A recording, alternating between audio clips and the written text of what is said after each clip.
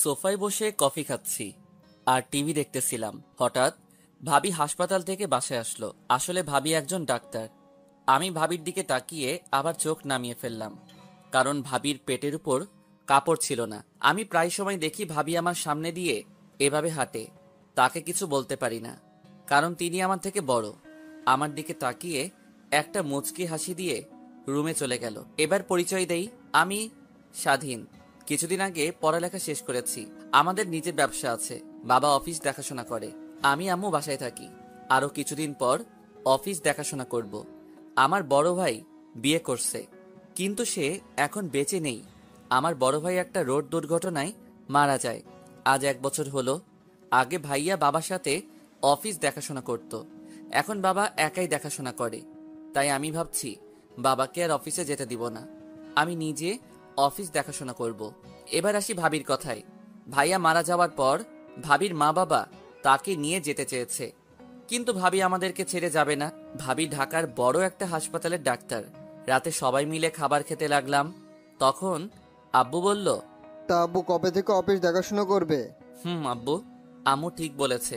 আমি আরো কিছুদিন পর অফিস দেখাশোনা করব, তারপর তোমাকে ছুটি দিয়ে দিব। ঠিক আছে, তোর যা ভালো মনে হয়। ভাবি, তুমি আমার রুমে কিছু বলবে নাকি? আসলে তোমার সাথে আমার কিছু কথা আছে। কি কথা ভাবি? তুমি কালকে একটু হাসপাতালে যেতে পারবে? কেন ভাবি? আসলে রাস্তা দিয়ে যাওয়ার সময় রাস্তার বখাটে ছেলেগুলো আমাকে দেখে বাজে কথা বলে। তুমি তো গাড়ি নিয়ে হাসপাতালে যাও, তাহলে ওরা তোমাকে খারাপ কথা বলবে কিভাবে? তারা আমার গাড়ি দাঁড় করিয়ে কথাগুলো বলে। তুমি কিছু বলতে পারো না? আমি কি বলবো? তারা রাস্তার বখাটে ছেলে, যদি কিছু করে বসে আমার, তাই কিছু বলতে পারি না। ঠিক আছে, কালকে তোমাকে নিয়ে আমি হাসপাতালে যাব। ওকে, তাহলে তুমি ঘুমিয়ে পড়ো, আমি রুমে গেলাম। ভাবি চলে যাওয়ার পর আমি ঘুমিয়ে গেলাম। ও, আপনাদের তো ভাবির নামটা বলতে ভুলে গেছি। ভাবির নাম নাদিয়া। সকালে ঘুম থেকে উঠে ফ্রেশ হয়ে নাস্তা করে ভাবি আর আমি গাড়ি নিয়ে হাসপাতালে যেতে লাগলাম। হঠাৎ রাস্তার মাঝে কিছু ছেলে দাঁড়িয়ে গেছে। আমি ভাবিকে গাড়িতে বসিয়ে তাদের সামনে গেলাম। কি হয়েছে এখানে? তোকে বলবো কেন, আমরা তো গাড়ির ভিতরে পাখিটাকে দেখতে আসলাম। ও, তার মানে তোরা প্রতিদিন ওনাকে ডিস্টার্ব করিস? করলে তোর কোনো সমস্যা? তাহলে আজকে দেখি তোরা আমার সামনে ওনাকে টাচ করে দেখা। টাচ করলে তুই কি করবি? আগে করে দেখ, তারপর আমি কি করি তোরা সবাই দেখবি। ওই জীবন গাড়ির ভিতর থেকে পাখিটাকে বের করে নিয়ে আইতো, দেখি ও আমাদের কি করতে পারে। আর যদি কখনো শুনি তোরা ওনাকে রাস্তার মাঝখানে দাঁড় করিয়ে খারাপ কথা বলছিস, তখন তোদের উপরে পাঠিয়ে দিব।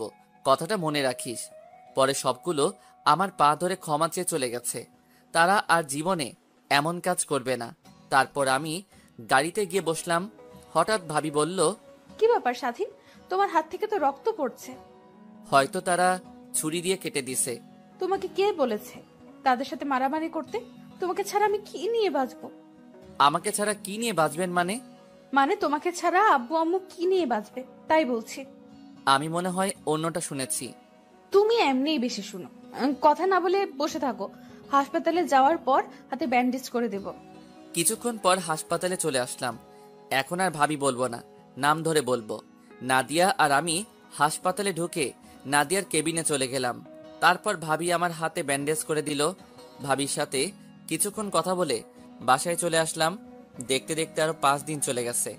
আজকে থেকে অফিসে যাব, আর এখন থেকে নাদিয়াকে অফিসে যাওয়ার সময় হাসপাতালে দিয়ে অফিসে যেতে হবে। এটা আব্বু আম্মুর আদেশ। সকালে ঘুম থেকে উঠে ফ্রেশ হয়ে রেডি হয়ে নিচে গেলাম। সবাই আমার দিকে হা হা করে তাকিয়ে আছে। আমি তো কিছুই বুঝতে পারছি না। আমি কি কোনো এলিয়েন নাকি? আমাকে দেখার কি আছে? কি ব্যাপার, তোমরা সবাই আমার দিকে এভাবে তাকিয়ে আছো কেন? তোকে তো আজকে চেনা যাচ্ছে না, তোকে আজকে রাজপুত্রের মতো লাগছে। দেখতে হবে না ছেলেটা কার? ও কি তোমার একা ছেলে? ও আমাদের ছেলে। বস বাবা, নাস্তা কর। ভাবি কোথায়? নাদিয়া রেডি হয়ে আসছে, তুই নাস্তা কর। না, ভাবি আসলে সবাই একসাথে করব। কিছুক্ষণ পর নাদিয়া এসে বলল, আমি রেডি। আমি ভাবির দিকে তাকিয়ে অবাক হয়ে গেলাম। ভাবিকে দেখতে আজকে পরীর মতো লাগছে। ভাবি আজকে শাড়ি পরেছে। হঠাৎ ভাবি বলল, কি ব্যাপার স্বাধীন, এভাবে তাকিয়ে কি দেখো? ভাবি, আজকে তোমাকে দেখতে অনেক সুন্দর লাগছে। কোথাও যাবে নাকি? আবার দেখি শাড়ি পরেছো। না, কোথাও না গেলে কি শাড়ি পরা যায় না? আমি তা বলি নাই। ওর সাথে বকিস না তো নাদিয়া, বস নাস্তা কর। জি আম্মু। নাদিয়া মা, তোমাকে একটা কথা বলার ছিল, কিন্তু এখন বলবো না, কি কথা বাবা? রাতে বলবো। ঠিক আছে বাবা। তারপর নাস্তা করে বাহিরে এসে গাড়ি নিয়ে নাদিয়াকে হাসপাতালে নিয়ে যেতে লাগলাম। তখন ভাবি বলল, আচ্ছা স্বাধীন, তোমার কেমন মেয়ে পছন্দ? হঠাৎ এ কথা বলছো কেন ভাবি? না, এমনি জিজ্ঞেস করলাম। বলো না, কেমন মেয়ে পছন্দ? আমি এমন একটা মেয়েকে পছন্দ করব যে সবসময় আমার বাবা মাকে ভালোবাসবে, আমাকে ভালোবাসবে, সবার সাথে মিলেমিশে চলবে, আমার অনেক কেয়ার করবে, 5 ওয়াক্ত নামাজ আদায় করবে, কোরআন তেলাওয়াত করবে, নিজেকে সবসময় পর্দার আড়ালে রাখবে। এমন মেয়েকে আমি বিয়ে করব। তুমি কখনো কাউকে ভালোবেসেছিলে? আমি জীবনে প্রতিজ্ঞা করেছি, ভালোবাসলে বিয়ের পর বউকে ভালোবাসবো, বিয়ের আগে কাউকে ভালোবাসবো না। আচ্ছা স্বাধীন, আমাকে তোমার কেমন লাগে? এটা আবার কেমন কথা? তোমাকে তো নিজের ভাবির মতো লাগে, এবং আমি তোমাকে নিজের বড় বোনের মতো জানি। ও, নাদিয়া মনে হয় আমার থেকে এমন কথা আশা করে নাই। যাক, কথা বলতে বলতে ভাবির হাসপাতালে চলে আসলাম। ভাবিকে নামাই দিয়ে আমি অফিসে চলে আসলাম। অফিসে ঢোকার সাথে সাথে সবাই আমাকে অভিনন্দন জানিয়েছেন। আমি আমার কেবিনে চলে গেলাম। তারপর কিছু ফাইল দেখতে লাগলাম। বিকালে অফিস শেষ করে হাসপাতালে চলে আসলাম। এসে সামনে তাকিয়ে আমি অবাক হয়ে গেলাম। দেখি ভাবি একটা ছেলের সাথে হেসে হেসে কথা বলছে। আমার কেমন যেন খারাপ লাগছে। আমার কাছে এমন লাগছে কেন? উনি যার তার সাথে কথা বলুক, তাতে আমার কি? উনি একজন ডাক্তার, সবার সাথে কথা বলতে পারে। আমার গাড়ি দেখে ভাবি ছেলেটাকে বিদায় দিয়ে গাড়িতে এসে বসলো। তারপর ভাবিকে নিয়ে বাসায় যেতে লাগলাম। আজকে প্রথম দিন অফিস কেমন লাগছে? ভালোই, সবাই আমাকে কি সুন্দর করে আপন করে নিছে। ও, আচ্ছা ভাবি, ছেলেটা কে ছিল? তুমি কোন ছেলের কথা বলছো? হাসপাতালের সামনে দাঁড়িয়ে কথা বলছিলে। ও, তুমি ওই ছেলের কথা বলছো? ওর মা অসুস্থ, আজকে তার মায়ের অপারেশন আমি করেছি। তখন সে ছেলেটা বলল তার মা বাঁচবে কিনা, যত টাকা লাগে সে দেবে তার মাকে বাঁচিয়ে তোলার জন্য। ও, তুমি কি বলছো? আমি বলছি মরা বাঁচা আল্লাহর হাতে, আমরা মাত্র উসিল্লা। আল্লাহর কাছে দোয়া ও প্রার্থনা করেন, দেখবেন আল্লাহ আপনার মাকে সুস্থ করে দেবেন। ও, কথা বলতে বলতে বাসায় চলে আসলাম। বাসার ভিতরে ঢুকে আমার রুমে চলে আসলাম। রাতে সবার সাথে খাবার খেয়ে রুমে চলে আসলাম। তারপর কিছুক্ষণ মোবাইল টিপে ঘুমিয়ে পড়লাম। এবার আপনাদের বলি, ভাইয়া বিয়ে করার পরের দিন মার্কেট থেকে আসার সময় গাড়ি দুর্ঘটনায় মারা যায়। আগে ভাইয়ার সাথে ভাবির প্রেম ছিল, আর আমি তেমন ভাবির সাথে কথা বলতাম না, কারণ মেয়েদের সাথে কথা বলতে আমার লজ্জা করে, তাই ভাবির সাথে তেমন কথা বলি নাই। ভাইয়া মারা যাওয়ার পর ভাবির সাথে আস্তে আস্তে কথা বলতে থাকি। নাদিয়ার বয়স বেশি না, আমার থেকে 1 বছরের বড়। নাদিয়ারা অনেক টাকা পয়সার মালিক, আমাদের থেকে তাদের 1 গুণ বেশি আছে। নাদিয়ার আম্মু আব্বু মাঝে মাঝে আমাদের বাসায় এসে দেখে যায়। তাদের এত কিছু থাকার পরেও আমাদের সাথে থাকে। মনেতে আকাশ হয়ে রয়েছে ছড়িয়ে, বলো না কোথায় রাখি তোমায় লুকিয়ে। থাকি যে বিবর হয়ে শয়নে স্বপনে, যেও না হৃদয় থেকে দূরে হারিয়ে। আমি যে ভালোবাসি শুধুই তোমাকে। খুব নিশীতে কষ্ট হলে মাথা রেখো চাঁদের কোলে, তবুও যদি কষ্ট থাকে চোখ রেখো আমার চোখে। কষ্ট রেখো না বুকের মাঝে, পাঠিয়ে দিও আমার কাছে। সকালে ঘুমিয়েছিলাম, হঠাৎ ভাবি ডাকতে লাগলো। আসলে ভাবি প্রায় সময় আমাকে সকালে ঘুম থেকে ডেকে উঠায়। আম্মু তেমন আমাকে উঠায় না। স্বাধীন ওঠো। আর একটু ঘুমাই ভাবি। কয়টা বাজে খেয়াল আছে তোমার? কয়টা বাজে ভাবি? 9টা বাজে। আর তোমার সাথে আব্বু কি কথা বলবে, তাড়াতাড়ি উঠে ফ্রেশ হয়ে নাও। কি কথা বলবে ভাবি? আমি বলতে পারবো না, তুমি গিয়ে দেখো কি বলে। ঠিক আছে, আমি ফ্রেশ হয়ে আসছি বলে বিছানা থেকে নেমে ওয়াশরুমে চলে গেলাম। ভাবি আমার রুম গোছাতে লাগলো। আমি ফ্রেশ হয়ে বাহিরে এসে দেখি ভাবি রুম ঝাড়ু দিচ্ছে, আর ভাবি পুরো পেট দেখা যাচ্ছে, পুরো সাদা ধবধবে দেহটা। আমি চোখ সরিয়ে নিলাম। আমি বুঝি না ভাবি আমার সামনে এভাবে থাকে কেন। আমি কোনো কথা না বলে রেডি হয়ে নিচে চলে গেলাম। নিচে এসে দেখি আব্বু সোফায় বসে কফি খাচ্ছে আর পেপার পড়ছে। গুড মর্নিং আব্বু। Good morning my dear son. ভাবি বলল, তুমি নাকি আমার কি কথা বলবে? আগে নাস্তাটা করে নাও। ঠিক আছে আব্বু। আমি টেবিলে বসে নাস্তা করে নিলাম। নাস্তা করে আব্বুর পাশে গিয়ে বসলাম। এবার বলো আব্বু, কি কথা বলবে? আমি যে কথা বলবো তুমি কিন্তু না করতে পারবে না। কি কথা আব্বু? তোকে না জানিয়ে আমরা তোর বিয়ে ঠিক করে ফেলেছি। কি বলছো আব্বু? তা মেয়েটাকে কোথায় থাকে? কি করে? মেয়েটাকে তুই চিনিস?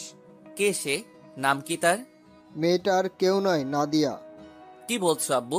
তুমি কি পাগল হয়ে গেলে? উনি আমার ভাবি হয়। তুমি এটা কেমন করে বললে? তোর আব্বু ঠিকই বলেছে, তুই বাবা না করিস না। মেয়েটা আর কত এভাবে দিন কাটাবে? জীবন মারা গেছে, আজ 1 বছর হয়েছে। মেয়েটার তো একটা ভবিষ্যৎ আছে। আমরা নাদিয়ার বাবা মার সাথে কথা বলেছি, তাদের কোনো অমত নেই। এটা কেমন করে হয়? বাহিরের মানুষ কি বলবে? আর উনি আমার থেকে বড়। আমি এই বিয়ে করতে পারবো না। ভাবি যদি শুনে তাহলে উনি খারাপ ভাববে। নাদিয়ার সাথে গতকাল কথা বলেছি, ও রাজি আছে। এখন তুই রাজি থাকলেই কাজী ডেকে তোদের বিয়ে পড়িয়ে দিব। কিন্তু আর কোনো কিন্তু নয়, আমরা কোনো অনুষ্ঠান করব না। শুধু তোর বাবা, আমি আর নাদিয়ার বাবা মা থাকবে, আর বিয়েটা আমাদের বাসায় হবে। তোমাদের যা খুশি করো, আমি অফিসে গেলাম বলে বাসা থেকে বেরিয়ে গাড়ি নিয়ে অফিসে চলে আসলাম। অফিসে বসে ভাবতে লাগলাম, আব্বু আম্মু এটা কিভাবে করলো? ওনাকে এতদিন ভাবি বলে এসেছি, এখন তাকে বিয়ে করতে হবে? আমার একটা জিনিস মাথায় আসছে না, ভাবি কেমন করে রাজি হলো? মাথায় কিছু ঢুকছে না। যা হবার হবে। বিকেলে অফিসের কাজ শেষ করে বাহিরে এসে গাড়ি নিয়ে বাসায় চলে আসলাম। কলিং বেল চাপ দেওয়ার পর ভাবি এসে দরজা খুলে দিল। আমাকে দেখে মাথা নিচু করে ফেলছে। আমি কোনো কথা না বলে রুমে চলে আসলাম। রুমে এসে ফ্রেশ হয়ে একটা শার্ট গায়ে দিয়ে বাহিরে চলে আসলাম। পার্কে কিছুক্ষণ ঘুরে বাসায় চলে আসলাম। দরজার সামনে দাঁড়িয়ে কলিং বেলে চাপ দিলাম। এবার আম্মু এসে দরজা খুলে দিল। কি রে, এতক্ষণ কোথায় ছিলি? তোর জন্য সবাই অপেক্ষা করে বসে আছে। আমার জন্য অপেক্ষা করছে মানে? তোর আর নাদিয়ার বিয়ে আজকে রাতে হবে। তোর রুমে শেরওয়ানি রাখা আছে, ওটা পরে তাড়াতাড়ি নিচে আয়। কাজী অনেকক্ষণ ধরে বসে আছে। আজকে বিয়ে মানে? তোমরা বলছো ভাবির আব্বু আম্মুর সাথে কথা বলে কাজী ডেকে বিয়ে দিবে। নাদিয়ার আব্বু আম্মু তারাও চলে এসেছে, তুই তাড়াতাড়ি রেডি হয়ে নিচে আয়। কি আর করার, ভদ্র ছেলের মতো রুমে এসে ফ্রেশ হয়ে রেডি হয়ে নিচে চলে আসলাম। দেখি নাদিয়া সোফায় বউ সেজে বসে আছে আর মাথা নিচু করে আছে। আম্মু হাতের ইশারায় বলল নাদিয়ার পাশে বসার জন্য, আর দাঁড়িয়ে না থেকে নাদিয়ার পাশে গিয়ে বসলাম। তারপর কাজী বিয়ে পড়ানো শুরু করলো। অবাক করার বিষয় হলো, নাদিয়াকে কবুল বলতে বললে সাথে সাথে কবুল বলে ফেললো। তারপর আমাকে বলল কবুল বলার জন্য। আমি কিছুক্ষণ চুপ করে বসে আছি। আব্বু আম্মু আমাকে বারবার বলছে কবুল বলার জন্য। তাদের জোড়াজড়িতে কবুল বলে ফেললাম। রাতে খাবার খেয়ে নাদিয়ার আব্বু আম্মু, আরে এখন তো আমার শ্বশুর শাশুড়ি হবে, তারা চলে গেছে। আমি ছাদের উপর চলে গেলাম আর ভাবতে লাগলাম, লাস্ট পর্যন্ত নিজের ভাবিকে বিয়ে করলাম। আপনারা হয়তো বলবেন আমি কেন বিয়ে করলাম। আসলে আমি আজ পর্যন্ত বাবা মার কথার অবাধ্য হই নাই, তাই তাদের কথা ফেলতে পারি নাই। তারা কথা দিয়ে ফেলছে। আমি চাই না আমার বাবা মা অসম্মানী হোক, তাই বিয়েটা করে ফেললাম। কিছুক্ষণ পর আম্মু এসে ডেকে নিয়ে গেল, তারপর আমার রুমে ঢুকিয়ে দিল। আমাকে রুমে ঢুকতে দেখে নাদিয়া খাট থেকে নেমে আমাকে সালাম করতে আসলে আমি সরে যাই। ভাবি, তুমি এটা কি করছো? তুমি ভাবি কাকে বলছো? এখন তুমি আমার স্বামী, আর বাসর রাতে স্ত্রী স্বামীর পা ধরে সালাম করা এটা নিয়ম। তুমি কিভাবে বিয়েতে রাজি হলে? আমি না তোমার ভাইয়ের মতো? তাহলে তুমি আমাকে বিয়ে করলে কেন? রাস্তায়, হাসপাতালে মানুষে অনেক কথা বলে আমাকে, তাদের কথা শুনে মাথা নিচু করে হাঁটি। তারা বলে আমার তো স্বামী নাই, তাই তাদের সাথে রাত কাটাতে। রাস্তার বখাটে ছেলেরা নানান ভাষায় কথা বলে, তাই বাবা মার কথায় না করতে পারি নাই। ঠিক আছে, তুমি ঘুমিয়ে পড়ো, আমি সোফায় গিয়ে ঘুমিয়ে পড়ি। তুমি সোফায় কেন ঘুমাবে? তুমি আমার সাথে ঘুমাবে। তুমি আমার ভাবি, তোমার সাথে আমি কি করে ঘুমাই বলো? এখন আমি তোমার স্ত্রী, সো এখন থেকে আমার নাম ধরে ডাকবে। চলো, তুমি আমার সাথে ঘুমাবে। আজকে না আমাদের বাসর রাত। তুমি বিছানায় শুয়ে পড়ো, আমি কেমন আনইজি ফিল করতেছি। হঠাৎ নাদিয়া এমন কথা বলল।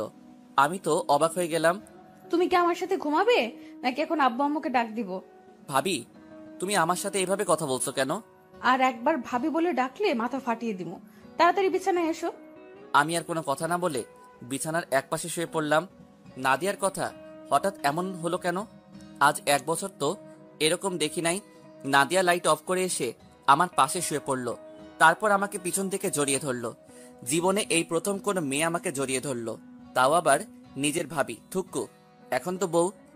আমার কাছে কেমন যেন লাগছে, প্লিজ আমাকে ছেড়ে দিন। আমার কাছে কেমন যেন লাগছে। তোমাকে ছাড়ার জন্য তো ধরে নাই, তুমি এখন আমাকে আদর করো। আমি পারবো না। বেশি কথা বলে আব্বু আম্মুকে ডাক দেব। কথায় কথায় আব্বু আম্মুকে ডাক দেওয়ার কথা বলো কেন? আসলে আপনার কি হয়েছে? আপনি তো আগে এমন ছিলেন না। সেটা তোমার না জানলেও চলবে। তোমাকে বলছি না আদর করতে আমাকে। আজকে না করলে হয় না? বুঝেছি, যা করার আমাকেই করতে হবে। বলে আমার ঠোঁটের সাথে ঠোঁট লাগিয়ে দিল। আমার ঠোঁট দুটো পাগলের মতো চুষতে লাগলো। যেভাবে চুষতে লাগলো মনে হয় আমার ঠোঁট দুটো চকলেটের মতো মিষ্টি। কিস করতে করতে আমার শরীরের জামা কাপড় খুলতে লাগলো। হায় আল্লাহ, এখন তো আমি মেয়েদের কাছে পুরুষ নির্যাতন হতে আসি। তোমরা কেউ আমাকে ভাবি থুক্কু নাদিয়ার হাত থেকে বাঁচাও। নাদিয়ার এমন কাহিনী দেখে নিজেকে আর কন্ট্রোল করতে পারি নাই। আমিও নাদিয়ার সাথে সাড়া দিতে লাগলাম। আমি নাদিয়ার পুরো শরীরে কিস করতে লাগলাম। নাদিয়া আমাকে শক্ত করে জড়িয়ে ধরে আছে। তারপর বাকিটা আর জানতে হবে না, ইতিহাস হয়ে রয়ে গেল। সকালে ঘুম থেকে উঠে দেখি নাদিয়ার শরীরে কোনো কাপড় নেই, তার বুকের উপর একটা তিল আছে। ওটা আমাকে কাছে টানছে। আমি নাদিয়ার বুকের উপর কিস করতে লাগলাম। নাদিয়া আমাকে শক্ত করে জড়িয়ে ধরলো। সকালবেলা আরেকবার হয়ে গেছে। তারপর দুজনে একসাথে ওয়াশরুমে ঢুকে ফ্রেশ হয়ে নিচে চলে গেলাম। দুজনে দুইটা চেয়ার টেনে বসলাম। আম্মু আমাদের নাস্তা দিল। দুজনে খেয়ে রুমে চলে আসলাম। এভাবে চলতে লাগলো আমাদের দুষ্টু মিষ্টি ভালোবাসা। আমি এখন অফিস দেখাশোনা করি, আর নাদিয়া বাসায় আব্বু আম্মুর সেবা যত্ন করে। দুজনে একসাথে গোসল করে নিচে চলে আসলাম।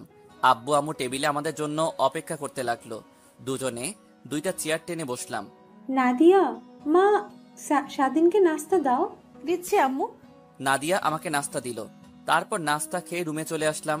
নাদিয়া আমার পিছন দিয়ে রুমে ঢুকলো। ঢুকে দরজা বন্ধ করে আমাকে জড়িয়ে ধরলো। আচ্ছা, তোমার হঠাৎ এত পরিবর্তন কেন? কারণ আমি যে তোমাকে ভালোবাসি তাই। মানে কবে থেকে? তোমার মনে আছে একদিন একটা বাচ্চা গাড়ির সাথে ধাক্কা খেয়ে পড়ে গেছে, আর তুমি বাচ্চাটাকে নিয়ে হাসপাতালে ভর্তি করিয়ে দিলে? মনে আছে। তুমি জানলে কি করে? তুমি জানো বাচ্চাটাকে? সেটা আমি জানি না। রাস্তায় পড়েছিল, কেউ তাকে ধরছে না, তাই আমি তাকে হাসপাতালে নিয়ে ভর্তি করিয়ে দিলাম। পরে ডাক্তার বলল রক্ত লাগবে। আমার এক বন্ধুর রক্তের গ্রুপের সাথে বাচ্চাটার রক্তের গ্রুপ মিলছিল। তারপর বন্ধুকে ফোন দিয়ে নিয়ে এসে বাচ্চাটাকে রক্ত দিলাম। বাচ্চাটার মা সাথে ছিল। তারপর ওনাকে বলে আমরা চলে আসলাম। বাচ্চাটা আমার বান্ধবী বিথির ছোট ভাই ছিল।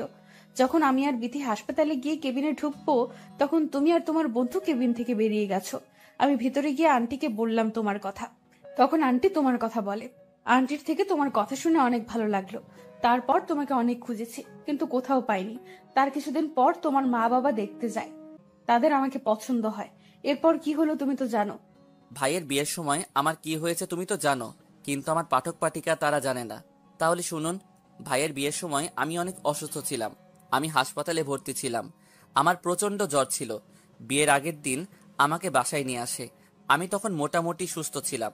ভাইয়ের বিয়ের দিন আমি ভাবিদের বাড়িতে যাইনি। বিয়ের দিন তোমার চেহারা আমার চোখের সামনে খালি ভেসে উঠেছে। তারপর তোমার আশা ছেড়ে দিয়ে বিয়ে করে ফেললাম। তোমাদের বাড়িতে আমাকে নিয়ে আসার পর যখন তুমি আমাকে দেখতে এসেছো, তখন যেন আমার মাথায় আকাশ ভেঙে পড়লো। শাশুড়ি আম্মা যখন বলল তুমি আমার দেবর, আমি তো বিশ্বাস করতে পারছি না।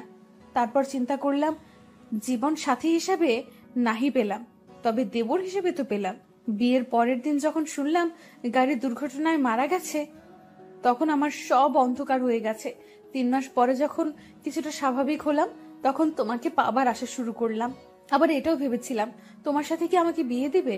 আমি তো তোমার থেকে বড়।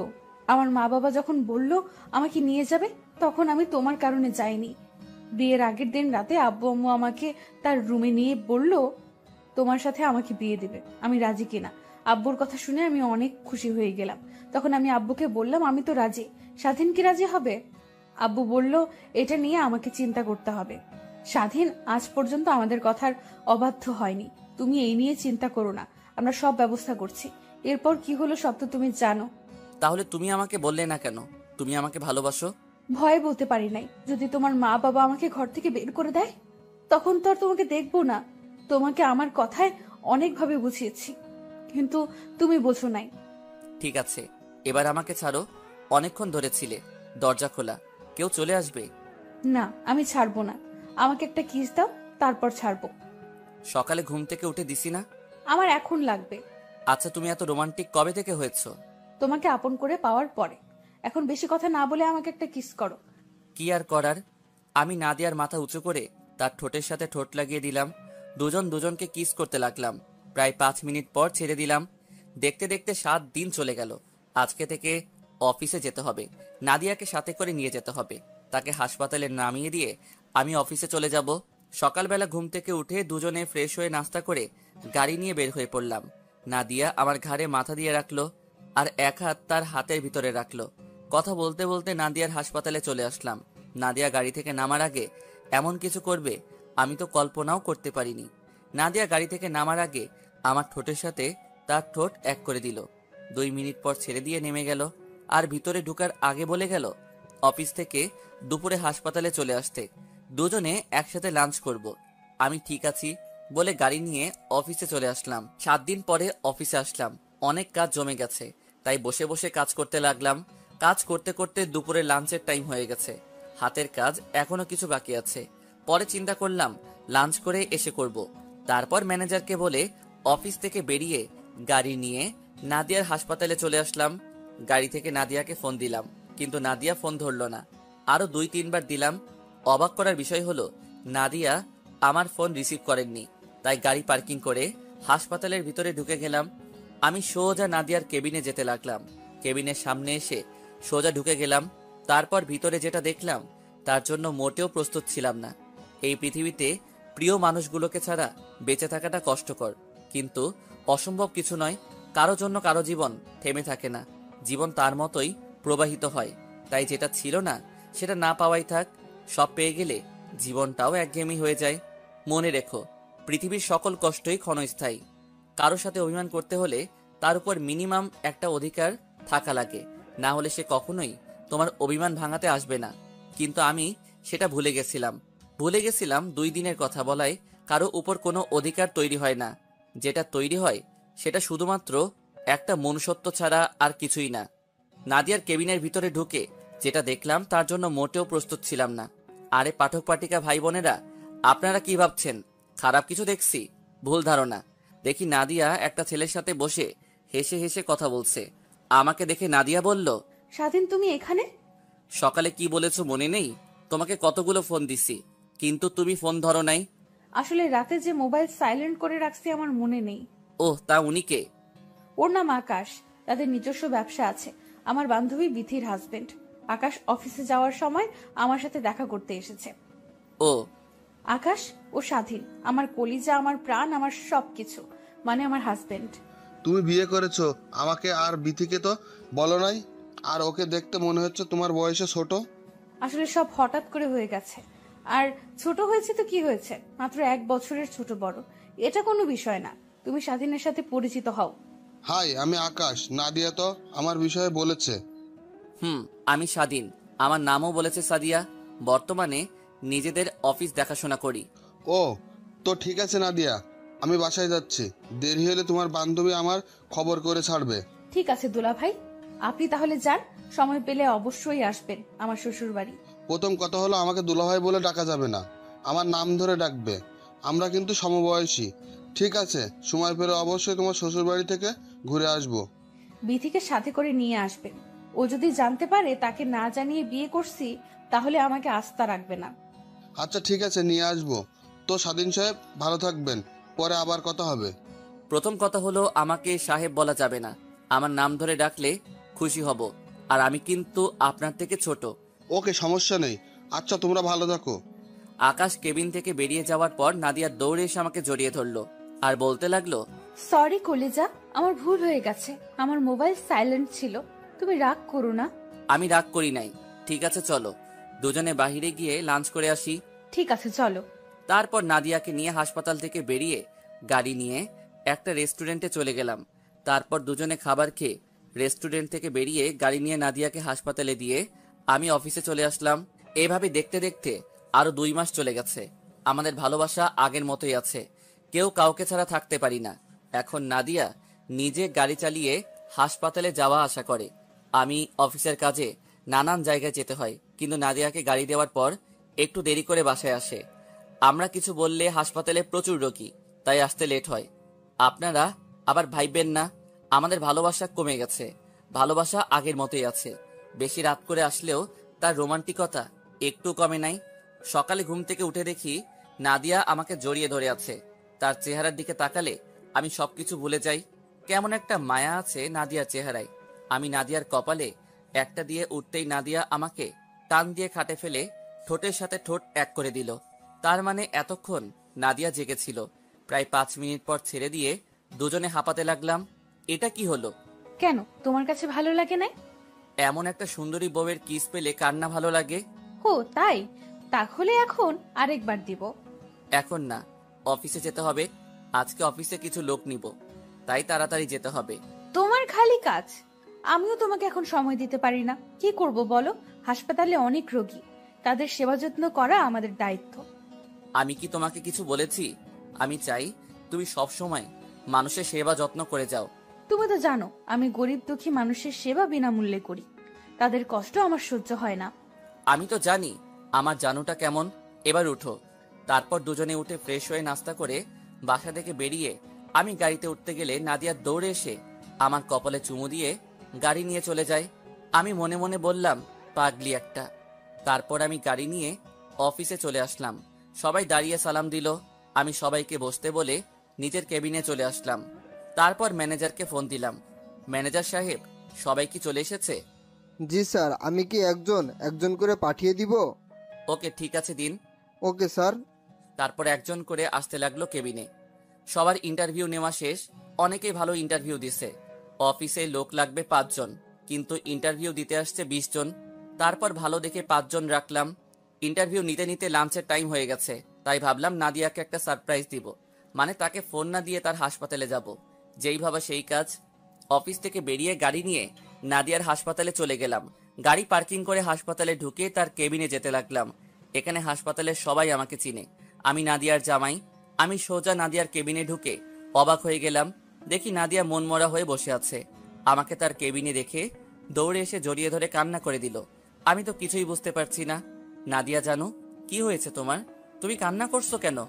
আজকে হাসপাতালে আসতে ওই দিনের ছেলেগুলো আমার গাড়ি দাঁড় করিয়ে আমার। কি করেছে আমাকে বলো নাদিয়া। তাহলে শোনো। তাহলে চলুন, কি হয়েছে ওখান থেকে ঘুরে আসি। নাদিয়া বলতে লাগলো, আমি গাড়ি চালিয়ে হাসপাতালে আসতেছিলাম, তখন ছেলেগুলো আমার গাড়ির মাঝখানে দাঁড়িয়ে গেল। আমি গাড়ি দাঁড় করালাম। তখন একটা ছেলে বলল, পাখি গাড়ি থেকে নেমে আসো। আরে পাখি, বসে আছো কেন? শুনছি তুমি নাকি আরেকটা বিয়ে করছো, তাও আবার দেবরকে। তো তোমার দেবর ঠিকভাবে দিতে পারে? না পারলে আমাদের বলো, আমরা খুশি করে দিব।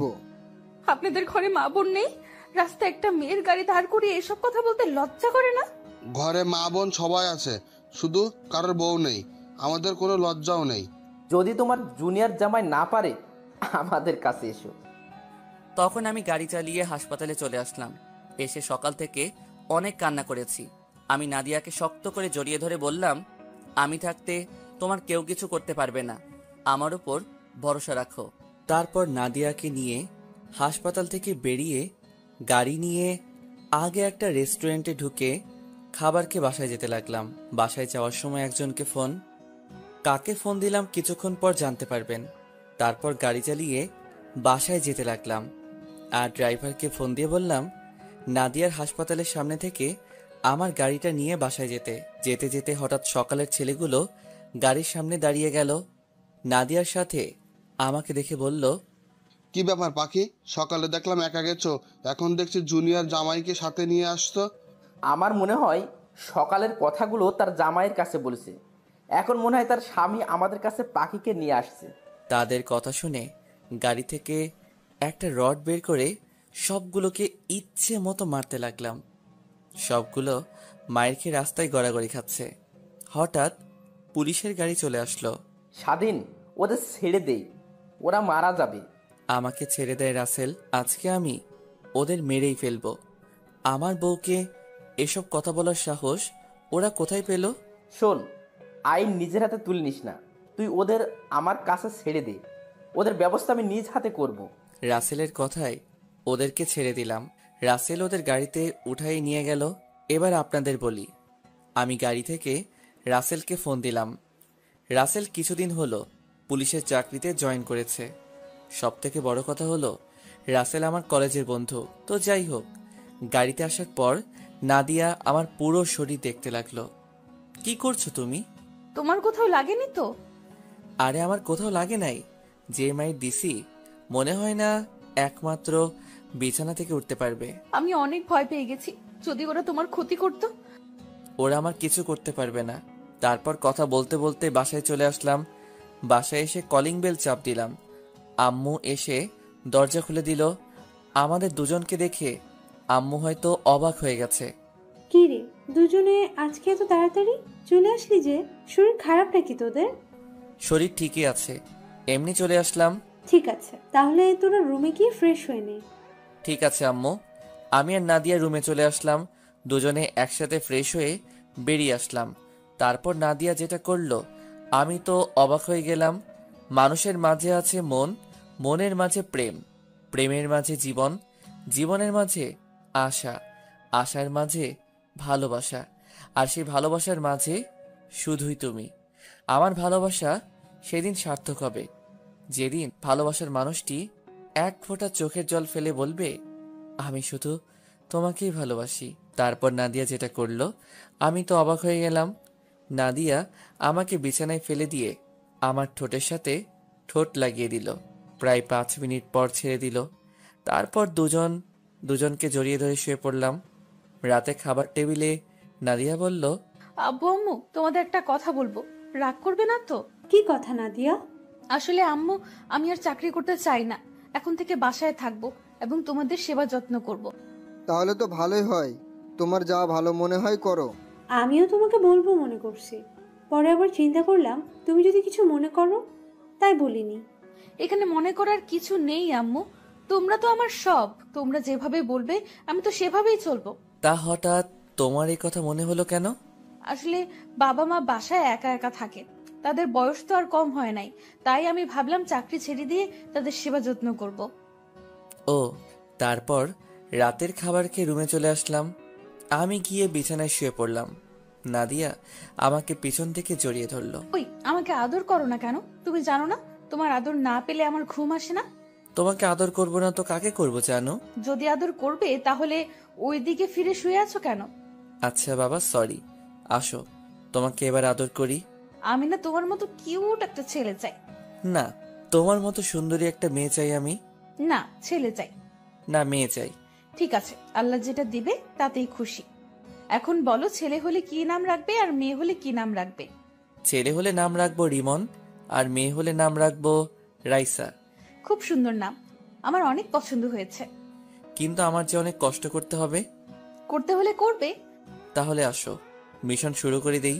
তোমার লজ্জা করছে না? সব পাঠক পাঠিকারা শুনছে আর দেখতে আসছে। ও মা, তারা দেখলে সমস্যা কোথায়? তারা আমাদের এসব দেখে শিখবে কেমন করে বউকে আদর করতে হয়। তারা না শিখলে তো জীবনে বাবা ডাক শুনতে পাবো না। তোমার মুখে কিছুই আটকায় না। আমি জানি আমার পাঠক পাঠিকারা কাউকে কিছু বলবে না, তারা অনেক ভালো। তাদের দেখে বোঝা যাচ্ছে সবগুলো লুচ্ছা। ওই, তুমি আমার পাঠক পাঠিকাদের লুচ্চা বলছো কেন? লুচ্চা নয় তো কি? এতক্ষণ ধরে আমরা কি কথা বলছি সব কান পেতে শুনতে আছে। ঠিক আছে, তাহলে আমি লাইটটা অফ করে দেই, তাহলে অন্ধকারে কিছু দেখবে না। আমি লাইটটা অফ করে দিয়ে নাদিয়াকে জড়িয়ে ধরে তার পুরো শরীরে কিস করতে লাগলাম। নাদিয়া আমাকে শক্ত করে জড়িয়ে ধরে আছে। আস্তে আস্তে নাদিয়ার পেটের উপর কাপড়টা সরিয়ে কিস করতে লাগলাম। নাদিয়া আমার মাথার চুল খামচে ধরল। তার নাদিয়ার নাভির নিচে আসতে লাগলাম। ও মা, নাদিয়া তো ঠিকই বলেছে, আমার পাঠক পাঠিকারা অনেক লুচ্চা। আমরা বউ জামাই কি করছি সব কিছু দেখছে, অনেক দেখছেন। আর দেখা লাগবে না। আমি এখন সন্তান আনার মিশনে আছি। বিয়ে করে জেনে নিবেন তারপর কি করেছি আমরা। তো দেখতে দেখতে আরো 1 মাস চলে গেল। আমি এখন অফিসের কাজে ব্যস্ত থাকি। নাদিয়া বাসায় আব্বু আম্মুর সেবা যত্ন করে। আমার আর নাদিয়ার ভালোবাসা আগের মতো আছে। একদিন অফিস থেকে দুপুরে বাসায় এসে কলিং বেল চাপ দিলাম। কাজের লোক এসে দরজা খুলে দিল। আমি ভিতরে ঢুকে তো অবাক হয়ে গেলাম। দেখি নাদিয়া রাসেলের সাথে কথা বলছে সোফায় বসে। রাসেল আসবে আমাকে তো বলে নাই। নাদিয়া আমাকে দেখে বলল, কি ব্যাপার, তুমি আজকে দুপুরে চলে আসলে যে? অফিসে তেমন কাজ ছিল না, তাই ভাবলাম বাসায় চলে যাই। এসেছো, ভালো করেছো। দেখো কে এসেছে। কিরে, তুই কখন আসলি? আমাকে তো জানালি না। আসলে আমি জানতাম না যে তুই অফিসে, আমি মনে করছি তুই বাসায়। তাই ভাবলাম তোকে সারপ্রাইজ দেব, কিন্তু বাসায় এসে দেখি ভাবি আর তোর আঙ্কেল আন্টি। আমি তোমাকে ফোন দিতাম, কিন্তু তার আগে তুমি চলে আসলে। তা কি মনে করে আসলি? তুই তো এখন আগের মতো আমাদের বাসায় আসিস না। আমি কিন্তু এমনি আসি নাই, তোদের দাওয়াত দিতে এসেছি। কিসের দাওয়াত? আগামী শুক্রবার আমার বিয়ে, তোদের সবাইকে কিন্তু যেতে হবে। ঠিক আছে, যাব। তা মেয়েটা কে? মেয়েটা আর কেউ নয়, সাদিয়া। তুই কোন সাদিয়ার কথা বলছিস? তোর মামা তো বোন সাদিয়া? হুম। সাদিয়া তো তোকে পাত্তা দিত না, তাহলে বিয়েতে রাজি হলো কিভাবে? আগে দেয় নাই, কিন্তু এখন সে আমাকে ভালোবাসে। আগে পাত্তা দেয় নাই কারণ সে পড়ালেখা শেষ না করে আমার সাথে প্রেম করতে পারবে না। পুলিশের চাকরি নেওয়ার কিছুদিন পরে সে এসে আমাকে ভালোবাসার কথা বলেছে।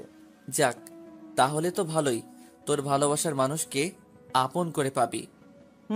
তো আজকে উঠি, আর অনেক আত্মীয় স্বজন আছে, তাদের গিয়ে দাওয়াত দিতে আসতে হবে। এখন কোথাও যাওয়া হচ্ছে না, লাঞ্চ করে কিছুক্ষণ রেস্ট নিয়ে তারপর বাসায় যাবে। আজকে না ভাবি, অন্য একদিন বউকে সাথে করে নিয়ে এসে খেয়ে যাব। তাহলে ঠিক আছে। তারপর রাসেলকে বিদায় দিয়ে রুমে চলে আসলাম। দেখতে দেখতে রাসেলের বিয়ের দিন চলে এসেছে। আমি রেডি হয়ে সোফায় বসে আছি। নাদিয়ার এখনো সাজা হয় নাই। মেয়েদের সাজতে এত সময় লাগে? হঠাৎ নাদিয়া আমাকে ডাকতে লাগলো। আমি উঠে রুমে গিয়ে দেখি নাদিয়া শাড়ির কুচিটা লাগাতে পারছে না। জান, আমার শাড়ির কুচিটা লাগাতে পারছি না, তুমি এসে লাগিয়ে দাও। আমি তো শাড়ির কুচি লাগাতে পারি না। সমস্যা নেই, আমি তোমাকে দেখিয়ে দিচ্ছি, তুমি এদিকে আসো। আমি নাদিয়ার সামনে গেলাম। নাদিয়ার পেটের উপর কোনো কাপড় নেই, সাদা ধবধবে পেটটা। আমি তার পেটের উপর তাকিয়ে আছি। নাদিয়া আমার দিকে তাকিয়ে দেখে আমি তার পেটের দিকে তাকিয়ে আছি। এখন দেখা লাগবে না, তোমার জিনিস সারা জীবন দেখতে পাবে। আমি আর কোনো কথা না বলে নাদিয়ার কথা মতো শাড়ির কুচিটা পরিয়ে দিতে লাগলাম। যখন কুচিটা পেটের উপর দিয়ে ঢুকিয়ে দিলাম, নাদিয়া চোখ বন্ধ করে আমাকে জড়িয়ে ধরলো।